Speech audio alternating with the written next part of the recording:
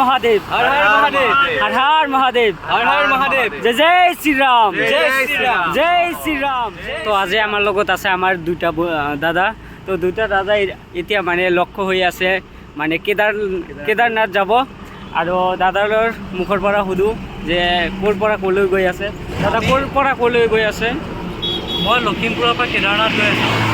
এফালে আছে মহাদেৱ, ই আহিছে নলবাৰীৰ পৰা। মানে আমি দুটাই লগত বাটত লগ পাইছোঁ আৰু আমি যাম কেদাৰনাথ। আৰু কিমান 1800 কিলোমিটাৰমান আছে। অঁ, আৰু অয়োধ্যাত সোমাম আমি বাটত। ৰাম মন্দিৰ আছে যে, ৰাম মন্দিৰত দৰ্শন কৰিম, তাৰপিছত যাম কেদাৰনাথ। আৰু দাদা আপোনাৰ দাদাৰ চেনেল আছে, তো সেইটো নামটো কৈ দিব অলপ। মোৰ ইউটিউব চেনেল আছে অনন্য নাটক প্ৰডাকশ্যন বুলি, এণ্ড ইনষ্টাগ্ৰামতো চাব পাৰে। ইনষ্টাগ্ৰামত জিন্তুনাথ অফিচিয়েল বুলি আছে।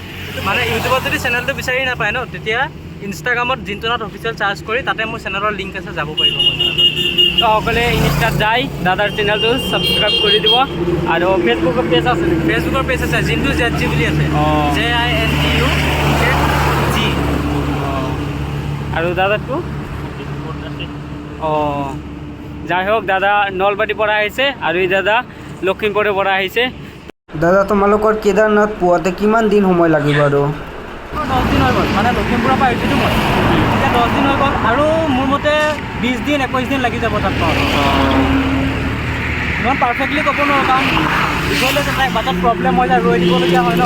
অঁ, সেইটো ভগৱানে যদি চব মহাদেৱে চব ভালে ৰাখে, তেতিয়াহ'লে 20-21 দিনত পাই যাম তাতে। মোৰ অন্তৰৰ পৰা তোমালোকৰ বাবা কেদাৰনাথ যাত্ৰালৈ অভিনন্দন ও শুভেচ্ছা থাকিল। ভালেই যাত্ৰাটো সফল হওক, সেইটো আশা কৰোঁ। Thank you, thank you. তো best of luck. Thank U.